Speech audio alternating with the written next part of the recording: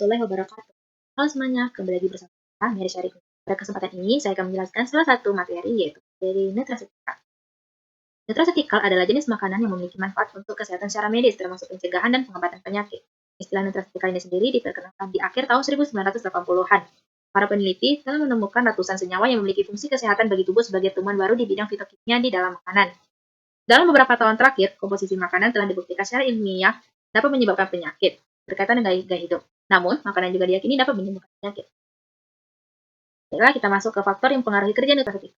Yang pertama yaitu variabilitas dosis. Jumlah dan jenis nutrasetikal yang dikonsumsi berbeda-beda, tergantung pada jenis kelamin, usia, kondisi kesehatan, dan gaya hidup. Hal ini berarti efek nutrasetikal juga dapat bervariasi. Yang kedua yaitu kompleksitas kimia makanan. Makanan mengandung berbagai senyawa zat kimia yang saling berinteraksi. Beberapa zat dapat meningkatkan penyerapan nutrasetika, sementara yang lain dapat menghambatnya. Interaksi ini dapat mempengaruhi efek nutrasetika dalam tubuh. Yang ketiga yaitu sinergi, antagonisme, dan interaksi. Zat dalam makanan dapat bekerja secara sinergi atau sama-sama, antagonisme yaitu saling berlawanan, dan interaksi lainnya. Hal ini berarti efek nutrasetika dalam makanan mungkin berbeda dengan efek nutrasetika yang dikonsumsi secara terpisah. Baiklah, masuk ke nutrasetika di era postgenomik. Para era genomika fungsional ini sangat membantu dalam penelitian nutrasetikal dalam menjabarkan profil ekspresi gen.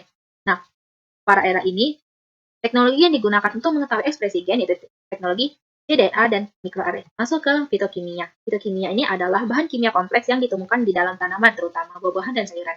Fitokimia yang cenderung memiliki khasiat ini, yaitu cenderung berwarna terang karena mengandung kromofor. Kromofor itu sendiri adalah bagian dari molekul yang bertanggung jawab untuk menyerap cahaya pada panjang gelombang tertentu, yang kemudian menyebabkan molekul tersebut memancarkan cahaya pada panjang gelombang lain sehingga menghasilkan warna.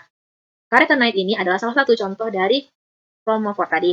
Ada beberapa macam-macamnya, yaitu satu beta-karoten dan alfa-karoten. Beta-karoten merupakan satu antioksidan yang melindungi tubuh dari radikal bebas. Sedangkan alfa-karoten adalah sejenis senyawa di dalam buah-buahan dan sayuran berwarna. Bersama karoten merupakan prekursor dalam mengubah karoten menjadi vitamin A dan sebagai antioksidan untuk mencegah kerusakan sel akibat radikal bebas. Yang kedua ada likopen.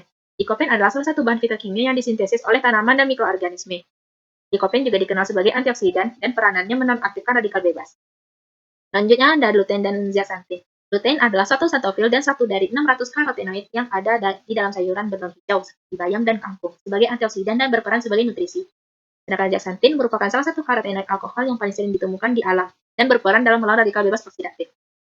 Selanjutnya itu ada astaxanthin. Astaxanthin tidak ubah menjadi vitamin A di dalam tubuh manusia, namun digunakan untuk membantu mengatasi penyakit degenerasi manula, nyeri otot, rheumatoid arthritis, kulit keriput, dan kerusakan kulit akibat paparan sinar ultraviolet. Fitokimia itu sendiri dapat digunakan sebagai terapi dengan antioksidan. Antioksidan merupakan satu senyawa yang dapat memperlambat atau mencegah kerusakan yang disebabkan oleh radikal bebas. Untuk mengatasi kerusakan yang disebabkan oleh radikal bebas tersebut, tubuh memiliki satu antioksidan endogen. Di samping itu, antioksidan endogen tubuh juga memerlukan antioksidan dari luar, yaitu bersumber dari buah-buahan, sayuran, dan sebagainya. Antioksidan dalam makanan berupa molekul tambahan seperti zinc dan vitamin tertentu. Hal itu sangat penting untuk mempertahankan sistem penangkapan radikal bebas, kapasitas biosintesis, membran, enzim, dan DNA. Antioksidan itu sendiri ditemukan di dalam minyak sayur seperti minyak kedelai, minyak canola, minyak jagung, minyak gandum, minyak palem, dan sebagainya. Jenis-jenis produk alam yang digunakan sebagai nutrasetika meliputi produk bahan alam yang distandarisasi dan produk bahan alam yang belum distandarisasi. Selanjutnya, masuk ke poin kerusakan bahan pangan. Ada faktor-faktor yang dapat mengaruhi kerusakan bahan tersebut.